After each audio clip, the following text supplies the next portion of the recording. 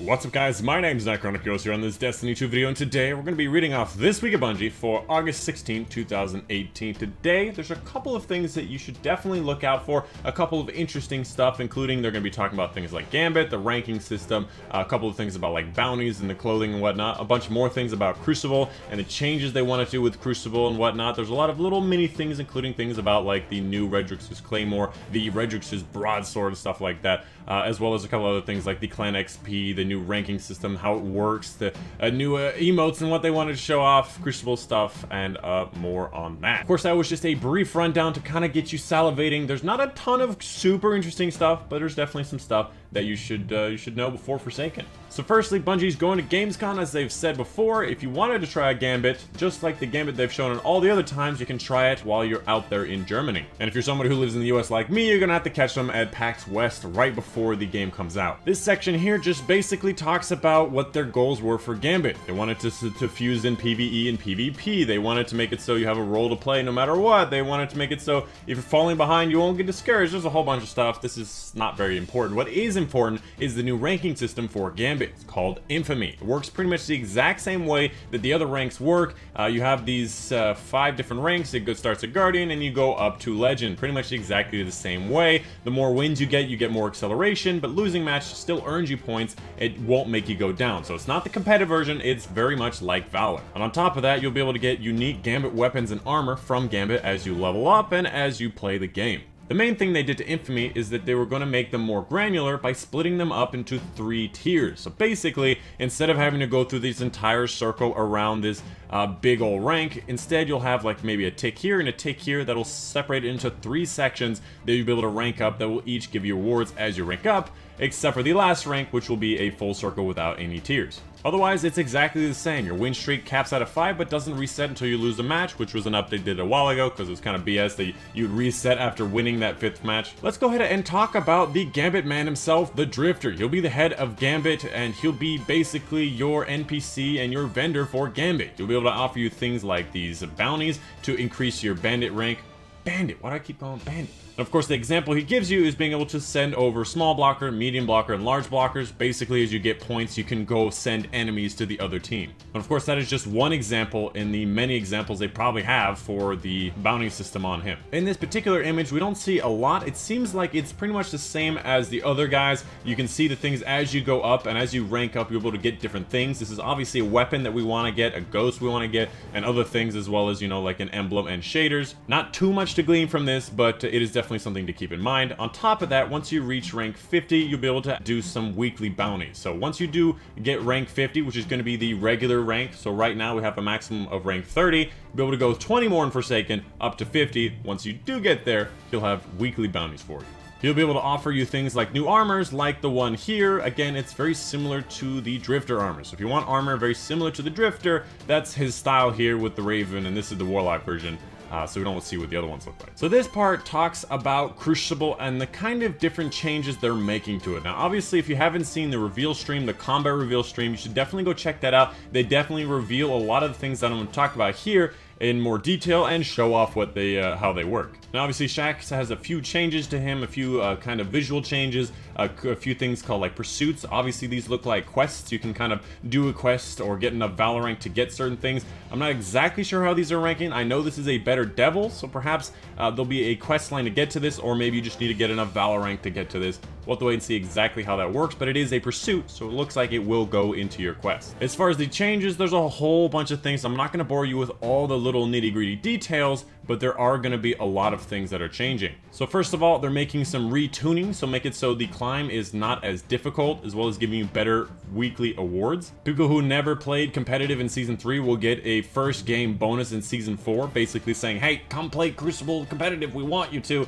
Because, you know, not a lot of people have. I still haven't. I play this game a lot and I still haven't. I would assume that not a lot of people play competitive these days. They've also made a few changes to make it so people will want to get the higher Crucible ranks, making it so the losses are less worse for you. I think they've removed loss streaks in general. They also wanted to encourage more players to strive for higher glory ranks, make it so losses in competitive no longer reset your Valor win streaks, which is really nice. Radar has been re-enabled, which I don't particularly like, but if that's the way I wanted they go for it, then they should. They added control and clash, which is nice. Loss streaks have been removed, which was really a big burden when you're trying to go up there and you just keep losing over and over. In this section, they talk about the time pressures with glory ranks. Basically, if you've gotten Redrix's Claymore in Season 3, or if you haven't gotten in Season 3, you will not be able to get in Season 4.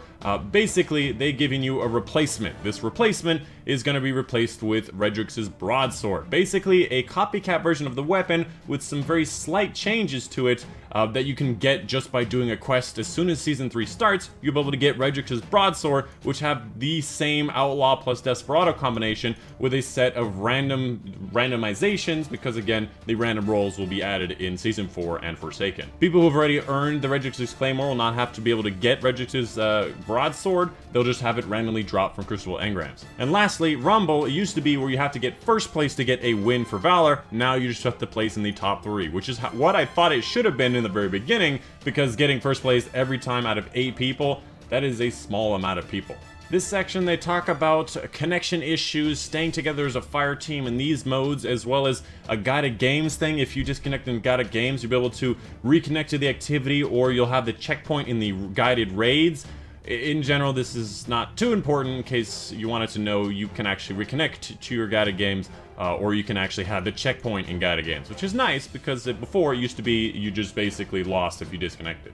This section, let's talk about the clans update. There's going to be a lot of different changes to the clans to perhaps encourage people to play more with their clan mates. I assume these quests will be changed. Hawthorne will have bounties every single day. Most likely they will advise you to play certain things with your clanmates instead of just doing things on your own and contributing to clans. And of course they will look like this: the new clan banners, the new clan bounties. These will be like new ranks and stuff. The new ranks will do different things. For example, rank 3 increased resistance when you're in a fire team with your clanmates. To be honest, I don't really see the point of this being here, but they're showing off an emote that's coming to Season 4, and it's a very sad emote indeed. I don't get it. I don't get it. Now, something that I have pretty much ignored up to this point, Crucible Labs, but this week, I have to say, I am very interested in Crucible Labs. If you did not know, it is basically their experimental game mode. If you go to Crucible, it should be in the top right with this symbol here. And in the past, I've not really been interested because they've been a bit competitive. But this week, they're going with a new mode called Scorched. You spawn with a Scorch Cannon, everyone else spawns with a Scorch Cannon, you shoot each other with said Scorch Cannon. That's it. I am in. I love party game modes, and I've got to say, Destiny has been lacking sorely for the party modes. I have missed Griffball, I have missed Infection, I have missed, you know, hitting each other with hilts of a sword. They could do so many things with this, and I'm excited to see more party modes make it into Destiny. I would even like to see a gun game. Currently, it's not out. I did check, and I reloaded the entire game. I closed it. For the most part, it seems like it will be coming out on the 21st in a free-for-all version, and on the 24th as a 6v6 version. So if you did want to try this mode, you're gonna have to wait until next Tuesday and Friday. To be honest, a 6v6 of Scorch Cannon sounds ridiculous. Next up, there's gonna be bug stuff. I'm not gonna read through all the bug stuff. If you had issues with bug stuff, make sure you check this part of the TWAB. You can basically check out the help form if you have issues with a lot of things involving Solstice. They did mention at some point, if you've earned these certain ranks for your Resplendent armor, so if you earn the ability to masterwork certain things, you can still do it after the 28th. If you don't want to masterwork it yet, you did earn the rewards for it, but you didn't masterwork it, you still be able to do it after the 28th. And other than that, it is pretty straightforward on the stuff that they tell you here. However, there are a couple of things that I was actually a little surprised about, and you should definitely know going to Forsaken. A couple expectations when Forsaken. Starting on the 28th, exotic weapons will lose their +5 power in preparation for the new mod system. Legendary weapons will not lose it until the 4th, which is odd, but that's just what they're saying. Nightfall scoring will not happen in that last week leading up to the September 4th, so basically from the 28th to the 4th. Some tooltips will be out of commission and changed as they reflect in year 1 and year 2. I don't really think that they're that important. Something very big and very important on the 28th, which is not the release of Forsaken, the year 2 weapon slot system will be live for all players. So that week before Forsaken, you'll be able to try out the new loadouts and the new weapons, how they work out. Keeping in mind that some of those weapons will be sent to the postmaster because their inventories will be too full. So make sure you clear out your postmasters for that occasion. Some of the weapons will be forced into a particular element. They'll be locked in year 2. For example, the Escalation Protocol Sniper and Shotgun will locked into Solar. And that's pretty much it. Other than that, there's the movies of the week. What if Destiny 2 had an anime opening? It's really funny. You should watch this. I highly recommend it. It is literally an anime like opening. These are really funny. And the other ones, if you like it. And this guy just goes absolute ham. Check that out. Lastly, Nightfalls. Your boy Dado didn't make it up here, but I did notice that Sneaky Beaver and I Have Toes did. So these guys definitely made it up to number 3, which is really nice. These guys are killing it in these last few Nightfalls, and I gotta say, props to them.